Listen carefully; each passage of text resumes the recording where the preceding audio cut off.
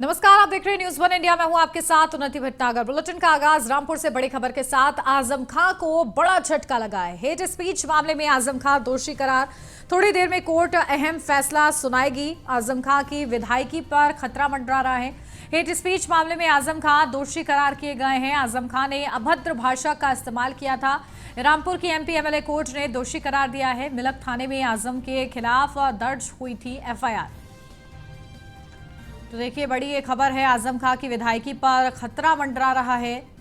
Hate speech मामले में आजम खां दोषी करार दिए गए हैं और अब से कुछ ही देर में कोर्ट उन्हें सजा सुनाएगी कि क्या सजा होगी उन्हें इस पूरे मामले पर। अपडेट ले लेते हैं, हमारे संवाददाता फहीम खान हमारे साथ जुड़ गए हैं। फहीम, क्या जानकारी? देखिए, आजम खां की मुश्किलें बढ़ गई हैं। एक तरफ विधायकी पर संकट है तो दोषी करार दिए गए हैं हेट स्पीच मामले में। क्या कुछ सजा का प्रावधान हो सकता है इस पूरे मामले पर? जी देखिए, मैं आपको बता दूं कि ये 7/4/2019 का मामला है जिसमें आजम खां को मिलक के एक लोकसभा चुनाव के दौरान इसमें भड़काऊ भाषण था, उसके अंदर जो है ये भाषण दिया गया था। तो इसमें आज इनको सजा सुना दी गई है, सजा दोषी करार दे दिया गया है। अब सजा इसमें कितनी होगी ये कहना थोड़ा मुश्किल है। अभी थोड़ा सा वक्त का इंतजार कीजिएगा, क्योंकि जिस तरह से इन्होंने मोदी को पीएम कहते हुए बड़ा गलत शब्द इस्तेमाल किए थे और मुस्लिमों के लिए कहा था कि जो तुम्हें पिल्ला और कुत्ता कहते हैं उनसे बदला लो, तुम्हें नहीं दिख रहा है कि रामपुर में कैसा कलेक्टर आया। इस तरह के जो भड़काऊ भाषण था इनका, उसमें इनको दोषी करार दे दिया गया है। अब सजा इनको कितनी होगी ये कहना थोड़ा मुश्किल है। अभी फैसला आते ही आपको अपडेट मिलने लगेगी दर्शकों को। लेकिन जिस तरह से आजम खां के खिलाफ ये फैसला आया है, आजम खां की मुश्किलें यकीनन बढ़ गई हैं और इसमें आजम खां इस वक्त कोर्ट के अंदर मौजूद हैं। जी देखिए, लगातार समाजवादी पार्टी की तरफ से फहीम ये आरोप लगते रहे हैं कि झूठे मामलों में फंसाया जाता है आजम खां को। क्या इस मामले से भी वो पल्ला झाड़ते नजर आ रहे हैं? जी हाँ, देखिए, उनका ये कहना है कि ये जिस तरह से सजा सुनाई गई है, लोकसभा के चुनाव में बहुत सारी और एफआईआर दर्ज की गई थी, उन लोगों के खिलाफ नहीं सजा सुनाई, मेरे खिलाफ सुनाई है, ये आजम खां का कहना है। यानी कि ये मामला जो है बस उनको फांसने की कवायद भर है, जिसको लोग भी गलत मानते हैं और पुलिस प्रशासन कहता है कि उसमें उनको उनके किए की सजा मिल गई। जी बिल्कुल फहीम, देखिए कितनी देर का और इंतजार करना होगा जब कोर्ट सजा जो है मुकर्रर करेगी और घोषणा करेगी? क्या समय उसका निर्धारित किया गया है? जी देखिए, 3 बजे उसका समय निर्धारित किया गया है, लेकिन फैसला आने में 4 से 5 बज जाएंगे और ये फैसला आने के बाद ही पता लगेगा कि सजा आजम खां को कितनी हुई। जी बिल्कुल, चलिए, बहुत शुक्रिया फहीम, आप नजर बना के रखिएगा।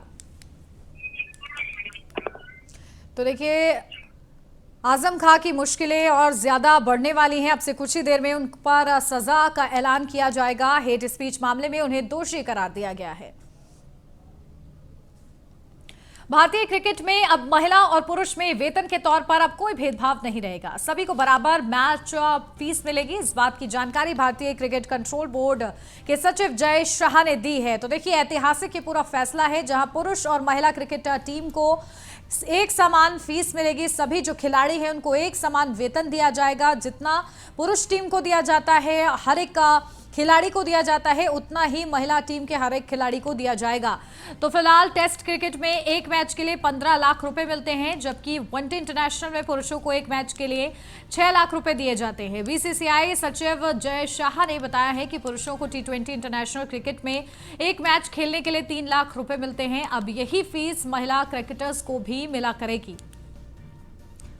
तो ये बड़ी अपडेट है, किस तरीके से बीसीसीआई की तरफ से ये ऐतिहासिक फैसला लिया गया है और अब वेतन एक समान होगा, महिला टीम का भी और पुरुष टीम का भी। फरीदाबाद दौरे पर पहुंचे गृह मंत्री अमित शाह ने जन उत्थान रैली को संबोधित किया। इस दौरान कार्यक्रम के संबोधन में खट्टर सरकार की उन्होंने तारीफ की। हरियाणा से पहले 3D सरकार थी, हमारी सरकार ने भ्रष्टाचार को खत्म किया। 8 साल पहले हरियाणा में भ्रष्टाचार फैला था, खट्टर सरकार ने भ्रष्टाचार नहीं होने दिया। हुड्डा सरकार में दरबारी दामाद डीलर थे। खट्टर जी ने सभी वर्गों की चिंता की है। मनोहर लाल खट्टर सरकार का पलड़ा भारी है। भाई भतीजावाद और भ्रष्टाचार कम किया है। हरियाणा के हर एक घर में गैस का चूल्हा जला है। तो ये महत्वपूर्ण बातें कही गृह मंत्री अमित शाह ने अपने संबोधन के दौरान। हरियाणा पढ़ी लिखी पंचायतों वाला राज्य है। विकास के हर क्षेत्र में हरियाणा आगे रहा है। विकास के हर क्षेत्र में हरियाणा आगे बढ़ रहा है। सबसे ज्यादा हरियाणा के युवाओं के स्टार्टअप तो वहीं सोनिया मनमोहन अर्थव्यवस्था सुधार नहीं पाए हैं। आज भारत अर्थव्यवस्था में 5वें नंबर पर है। तो गृह मंत्री अमित शाह का ये संबोधन, जिस दौरान उनकी तरफ से ये तमाम महत्वपूर्ण बातें कही गई। अश्विनी भाई, उपहारों का बड़ा पिटारा मोदी जी की ओर से लेकर आए हैं। रेल विभाग से के लिए जोर से एक बार तालियां बजाकर अश्विनी वैष्णव और मोदी जी का धन्यवाद करिए। मित्रों, 5,618 करोड़ रुपए का हरियाणा ऑर्बिटल कॉरिडोर परियोजना का शिलान्यास हुआ है। इसके अलावा बड़ी जिला सोनेपत में 590 करोड़ का रेल कोच नवीनीकरण का कारखाना का उद्घाटन हुआ है। मित्रों, आत्मनिर्भर भारत में सबसे एक बड़ा लक्ष्यों में से एक लक्ष्य था हमारी Vande Bharat train, high speed train. और आज हरियाणा वासियों, आप लोग जोर से ताली बजाना। आत्मनिर्भर भारत की हमारी ये ट्रेन, वंदे भारत ट्रेन, बड़ी जिला सोनेपत में बनने वाली है। मित्रों, 115 करोड़ की लागत से रोहतक में सबसे लंबे एलिवेटेड रेलवे ट्रैक का उद्घाटन होगा। मैं आज यहां कहकर जा हूं, ये एलिवेटेड रेलवे ट्रैक आने वाले दिनों में भारत के शहरी विकास के क्षेत्र में एक सीमा चिन्ह बनने वाला है। 8 साल के पहले का हरियाणा आप याद करिए। एक सरकार बनती थी तो भ्रष्टाचार होता था और दूसरी सरकार आती थी तो गुंडागिरी बढ़ती थी। मनोहर लाल की भाजपा सरकार ने ना भ्रष्टाचार होने दिया, गुंडागिरी को समाप्त कर कर हरियाणा को सलामत बनाने का काम किया। अंत में हुड्डा जी की सरकार थी, हुड्डा जी की 3D सरकार थी। ये 3D फिल्म तो देखते हैं, मगर पूरे भारत में 3D सरकार सिर्फ हुड्डा जी ने दिखाई। इसमें दरबारी थे, दामाद थे और डीलर भी थे। दरबारी, दामाद और डीलर की हुड्डा सरकार की जगह विकास करने वाली भारतीय जनता पार्टी की सरकार मोदी जी के नेतृत्व में बनी और मनोहर लाल जी उसके मुख्यमंत्री बने। मित्रों, खट्टर जी ने सभी वर्गों की चिंता की है, पूरे हरियाणा की चिंता की है और मैं आज धड़ल्ले से कह सकता हूं 50 वर्ष की सरकारें एक और हमारे मनोहर लाल की 8 साल एक और। पलड़ा हमारा भारी है भाई, पलड़ा हमारा भारी है। लखनऊ से बड़ी खबर, जहां हाईटेक हो रही पुलिस, जहां वार्न कैमरा और फुल बॉडी प्रोटेक्टर से लैस होगी पुलिस। प्रदेश के 10 जिलों में hitech social media monitoring cell, law and order QRT team भी स्थापित होगी। क्राइम सीन वीडियोग्राफी ऐप की भी शुरुआत मुजफ्फरनगर, बाराबंकी और अलीगढ़ में शुरू। जल्द अन्य जिलों में भी होगी शुरुआत इसकी। जांच विवेचना के लिए एक डेडिकेटेड FSL की भी स्थापना होगी। SIT, EOW, CB, CID और ACO जांच के लिए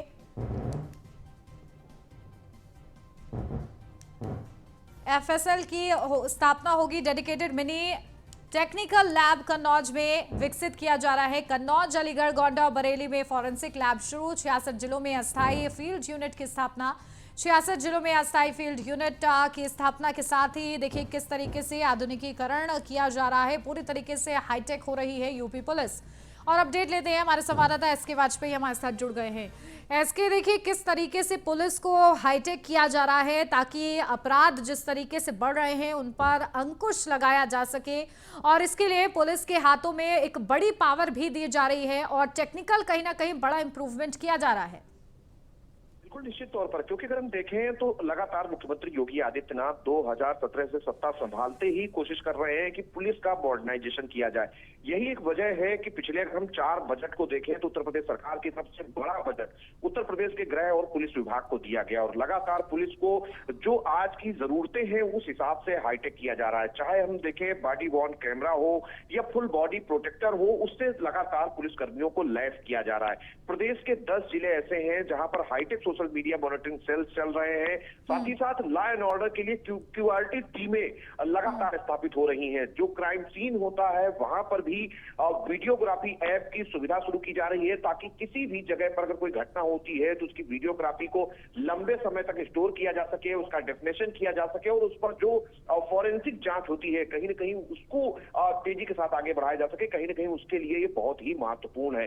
चाहे एसआईटी हो, ईओडब्ल्यू, सीबीसीआईडी और ये जो एसीओ की जांच होती है, इसके लिए एक डेडिकेटेड मतलब स्पेशल तौर पर एक स्पेशल लैब बनाए जाने की योजना है, जिस पर लगातार काम चल रहा है। साथ ही साथ कन्नौज में एक मिनी टेक्निकल लैब को भी लगातार स्थापित किया जा रहा है, वहां पर काम चल रहा है। अलीगढ़ और कन्नौज, गोंडा, बरेली जैसे जिले हैं जहां पर फॉरेंसिक लैब शुरू हो चुकी है। हालांकि पहले फॉरेंसिक जांच के लिए कुछ सिलेक्टेड जिले ही थे, वहां पर जो सैंपल्स थे उनको भेजा जाता था, लेकिन अब इन जिलों में लैब शुरू हो चुकी है। बाकी जो 66 जिले हैं उसमें अस्थायी लैब और डेडिकेटेड अस्थायी लैब के लिए लगातार काम चल रहा है। तो निश्चित तौर पर यही एक वजह है कि लगातार आज की जो चुनौतियां हैं उस पर यूपी पुलिस काम कर रही है, कोशिश कर रही है कि जो अपराधी हैं उनसे ज्यादा हाईटेक सिस्टम पुलिस के पास हो, ताकि साइबर अपराध या ऑनलाइन अगर कोई चीज होती है, खास तौर पर ऐसे अपराध जिनको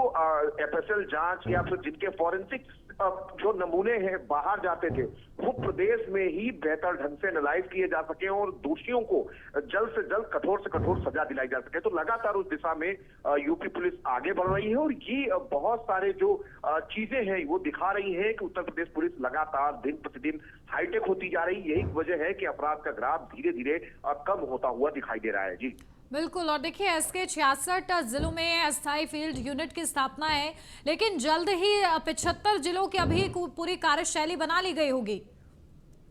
बिल्कुल निश्चित तौर पर, क्योंकि उत्तर प्रदेश सरकार की तरफ से प्रदेश के सभी 75 जिलों में चाहे वो अगर हम फॉरेंसिक टीम की बात करें तो फॉरेंसिक टीम, उसके अलावा साइबर सेल, जो सोशल मीडिया सेल है वो गठित कर दी गई है और जो जितने भी मंडल है, जो जोन है, वहां पर लगातार इसका काम चल रहा है कि वहां पर एफएसएल हो, ताकि जो भी इस तरीके के नमूने उनके जोन से आते हैं उनको वहीं पर स्थानीय स्तर पर डिटेक्ट किया जाए, उनका एनालाइज किया जाए।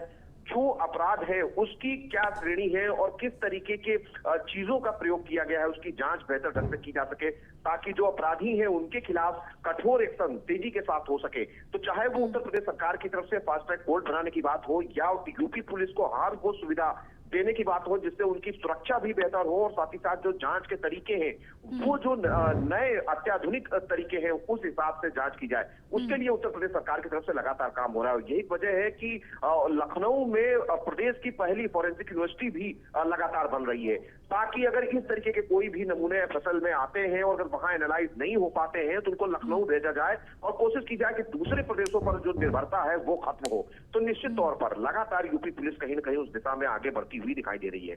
जी बिल्कुल। और देखिए, इसके जब पुलिस के हाथ में इतनी पावर रहेगी और पुलिस अपने आप को भी सुरक्षित महसूस करेगी, फुल बॉडी प्रोटेक्टर जैसे तमाम चीजों से लैस किया जाएगा, तो कहीं ना कहीं जो पुलिस है वो भी अपने कार्य में और सुधार करेगी और जो खौफ लोगों में खत्म होता जा रहा है वो खौफ भी स्थापित हो पाएगा पुनः। चलिए, बहुत शुक्रिया इसके आपका तमाम महत्वपूर्ण अपडेट के लिए। आज से 2 दिन के हरियाणा दौरे पर सीएम योगी फरीदाबाद पहुंचे। सीएम योगी आदित्यनाथ, बड़े अपडेट, राज्यों के गृह मंत्रियों के चिंतन शिविर में वो हिस्सा लेंगे। फरीदाबाद में 2 दिनों तक गृह मंत्रियों की बैठक होगी। गृह मंत्री अमित शाह की अध्यक्षता में ये बैठक होगी। कानून व्यवस्था से जुड़े कई विषयों पर चर्चा होगी। इस दौरान सीएम योगी प्रदेश की कानून व्यवस्था को सुदृढ़ बनाए रखने के लिए सरकार के प्रयासों से अवगत कराएंगे। अपराध और अपराधियों के प्रति प्रदेश सरकार की जीरो टॉलरेंस की नीति, तो वहीं राज्य सरकार की ओर से उठाए गए कदमों से प्रदेश की कानून व्यवस्था नजीर बनेगी। और इन तमाम बातों का जिक्र सीएम योगी आदित्यनाथ करते नजर आएंगे। तो देखिए, बेहद ही ज्यादा महत्वपूर्ण ये चिंतन शिविर है, जिस दौरान इंटरनल सिक्योरिटी पर मंथन होगा और ऐसे में अगर देश की सुरक्षा को स्थापित करना है, अपराधों को रोकना है, तो प्रदेश स्तर पर सबसे ज्यादा काम करने की जरूरत होती है। प्रदेश स्तर पर अपराध रुकेंगे तो यकीनन देश भी जो है मजबूत बनेगा और अपराध कहीं ना कहीं कम होंगे। और इसके लिए मुख्यमंत्रियों की मौजूदगी में गृह मंत्री अमित शाह इस बैठक को होस्ट करेंगे, नेतृत्व करेंगे उस बैठक का। और इस बैठक में चर्चा की जाएगी कि क्या टेक्निकल जो फॉल्ट आते हैं अपराधों के साथ डील करने में, उनको कैसे दुरुस्त किया जाए, हाई टेक्नोलॉजी के साथ कैसे जुड़ा जाए। इन तमाम चीज़ों पर, टेक्निकल चीज़ों पर खासतौर से चर्चा की जाएगी। साथ ही साथ जो विदेशी डेलीगेट्स हैं उनके साथ भी मंथन होगा कि जो अन्य कंट्रीज हैं वहाँ पर किस तरीके से कानून व्यवस्था के लिए क्या टेक्निकल चीज़ों का इस्तेमाल किया जाता है। उनसे कहीं ना कहीं प्रदेश को और देश को लेस करने के लिए भी बड़ी कोशिश है और उसी कड़ी में ये महत्वपूर्ण मंथन है। और देखिए, लगातार न्यूज़ वन इंडिया पर आप इस बड़े चिंतन शिविर से जुड़ी अपडेट देख रहे होंगे और इसकी अपडेट ये है कि सीएम योगी आदित्यनाथ पहुंच चुके हैं। गृह मंत्री अमित शाह की अध्यक्षता में ये बैठक होगी। कानून व्यवस्था से जुड़े कई विषयों पर चर्चा की जाएगी। जो छोटी छोटी चीजें हैं जो कि बहुत मायने रखती हैं जब घटनाएं होती हैं, उनको कैसे और दुरुस्त किया जाए, कैसे बेहतर किया जाए, इस पर फोकस रहेगा। और इसके लिए इस शिविर को बेहद ही ज्यादा खास माना जा रहा है। इसमें बड़े दिग्गज जो देखिए शामिल होंगे, जो बड़े बड़े अधिकारी हैं वो शामिल होंगे। डीजीपी से लेकर मुख्य सचिव सहित तमाम जो अधिकारी हैं वो मौजूद रहेंगे। मुख्यमंत्री योगी आदित्यनाथ मौजूद रहेंगे। साथ ही साथ सीएम पुष्कर सिंह धामी भी इसका हिस्सा रहेंगे।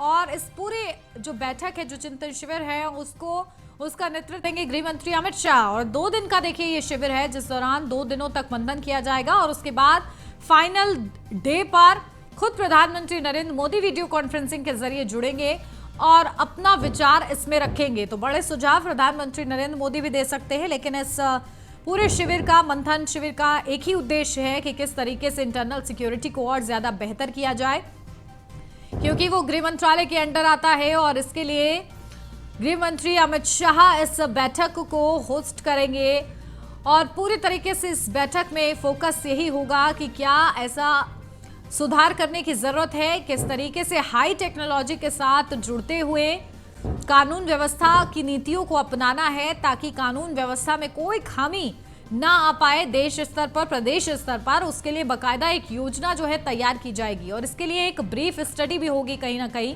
जहां जो तमाम डेलीगेट्स हैं उनके साथ भी चर्चा की जाएगी कि वो क्या सुझाव दे सकते हैं, क्या उनके पास बेहतर टेक्नोलॉजी के विकल्प हैं जिनका इस्तेमाल कर देश और प्रदेश में हाई टेक्नोलॉजी के साथ जुड़ते हुए कानून व्यवस्था और ज्यादा सुदृढ़ हो सकती है। और चलिए, हमारे सहयोगी आशीष चतुर्वेदी हमारे साथ जुड़ गए हैं। लगातार सुबह से वो ग्राउंड जीरो पर बने हुए हैं, उन्हीं का रुख कर लेते हैं। आशीष जी, क्या जानकारी, देखिए किस तरीके से गृह मंत्री अमित शाह पहुंच गए हैं, सीएम योगी आदित्यनाथ पहुंच गए, क्या अपडेट फिलहाल की अभी? देखिए, अपडेट की यदि बात करें तो ये मैं बताऊं आपको कि ये जो है बैठक जो है शुरू हो गई है। गृह मंत्रालय की बैठक जो है, जो महत्वपूर्ण बैठक मानी जा रही है इंटरनल सिक्योरिटी को लेकर, ये बैठक शुरू हो चुकी है। सभी राज्यों के जो गृह मंत्री हैं वो यहाँ पर आ गए हैं। जिन राज्यों में गृह विभाग मुख्यमंत्री के पास है वो मुख्यमंत्री यहाँ पर आ गए हैं। राज्यों के DGP, chief secretary, ACS home और जो पैरामिलिट्री फोर्स के जो महानिदेशक हैं वो सब यहाँ पर मौजूद हैं। एक जो है ये महत्वपूर्ण बैठक इसलिए मानी जा रही है क्योंकि इंटरनल सिक्योरिटी को लेकर ये महत्वपूर्ण जो बैठक है वो आहूत की गई है। इसमें साइबर क्राइम की यदि बात करें, साइबर क्राइम को किस तरह से रोका जाए, किस तरह से पुलिस मॉडर्न बनाई जाए, आधुनिकीकरण किया जाए पुलिस का। इसके अलावा जो ड्रग तस्करी है, सबसे बड़ी जो मुद्दा है ड्रग तस्करी का, उसको कैसे रोका जाए। जो साइबर अपराध में जो लेटेस्ट टेक्नोलॉजी है उसको कैसे लाया जाए। इस तरह के जो तमाम मुद्दे हैं, जेल को लेकर है, सुरक्षा को लेकर है। और इसके अलावा जो है तटीय जो बॉर्डर हैं अपने, उनको लेकर है। उसके अलावा जो सीमा प्रबंधन है उसको लेकर है। कई मुद्दों पर ये जो बैठक आहूत की गई है वो बैठक कह सकते हैं शुरू हो गई है।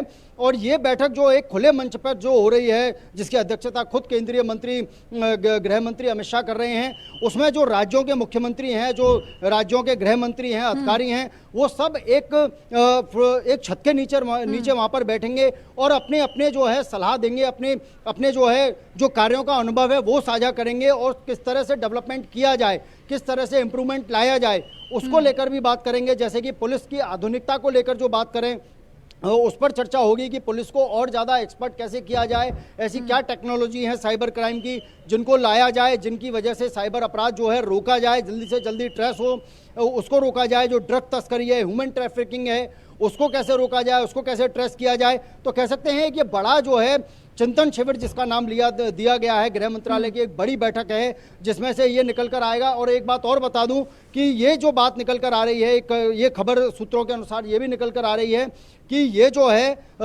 इस बैठक के बाद में जो एक टास्क फोर्स, विशेष टास्क फोर्स का गठन भी किया जा सकता है, एक बनाई जा सकती है जो राज्यों के समन्वय को लेकर, क्योंकि जब भी अपराध होता था तो ये होता था कि ये हमारे क्षेत्र में नहीं हुआ, ये दूसरे राज्य के क्षेत्र में हुआ है।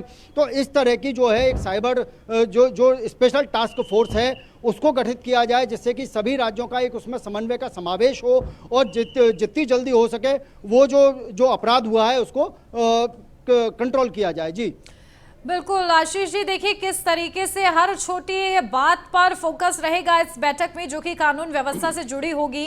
देखिए किस तरीके से अगर कानून व्यवस्था को स्थापित करना है तो सबसे बड़ा फैक्टर ये आता है कि कानून व्यवस्था जिनके हाथ में है उनके हाथों को मजबूत किया जाए, पुलिस को का आधुनिकीकरण कहीं ना कहीं हो और किस तरीके से उस पर ध्यान दिया जाएगा कि फुल बॉडी प्रोटेक्टर जैसे, बॉडी वार्न जैसे जो तमाम टेक्निकलिटीज हैं उनको किस तरीके से परफॉर्म किया जाएगा, उस पर क्या फोकस रहेगा।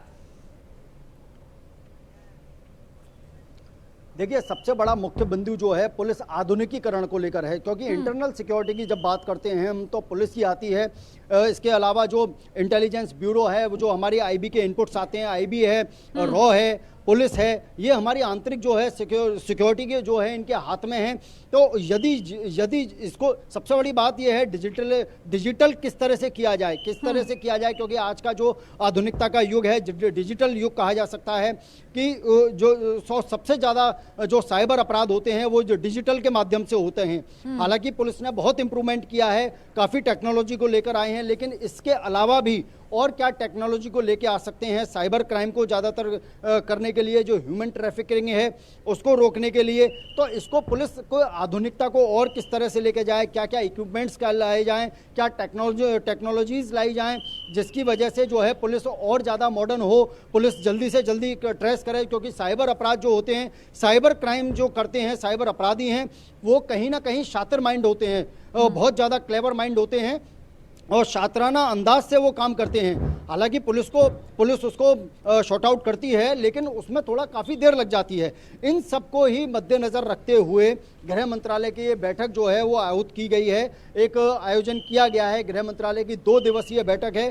कल प्रधानमंत्री खुद वीडियो कॉन्फ्रेंसिंग के माध्यम से इसको संबोधित करेंगे और इसका जो कह सकते हैं कि समुद्र मंथन है, गृह मंत्रालय की बैठक का एक समुद्र मंथन है, जिसमें से एक अमृत कलश जो निकलेगा, क्योंकि क्या रिजल्ट निकल कर आएगा, जिस पर इंप्लीमेंट किया जाएगा, जिस पर उस पर काम किया जाएगा, गृह मंत्रालय उस ओर आगे बढ़ेगा। क्योंकि एक छत के नीचे जो है वो सभी विचार विमर्श होंगे, उसमें से जो सबके विचार लिए जाएंगे, सबसे साझा किया जाएगा। जैसे कि अभी बात करें यूपी में जो अपराध कम हुए हैं, साइबर अपराध कम हुए हैं, जो महिला अपराधों में कमी आई है, जिस तरह से एनसीआरबी की रिपोर्ट आई है, तो उसको भी प्रोजेक्ट वो कर सकते हैं कि देखिए किस तरह से आपने काम किया, एक राज्य ने किस तरह से काम किया, उसको कैसे ट्रेस किया, उसको कैसे मिनिमाइज किया क्राइम को, तो उसको भी दूसरे राज्यों को साझा किया जाएगा। तो इस तरह से ये कहते हैं आपसी समन्वय की, जो आपसी समन्वय है उसको लेकर जो है किस तरह से ये काम किया जाए, किस तरह से ये इम्प्लीमेंट किया जाए, किस तरह से क्या क्या टेक्नोलॉजी की ज़रूरत है,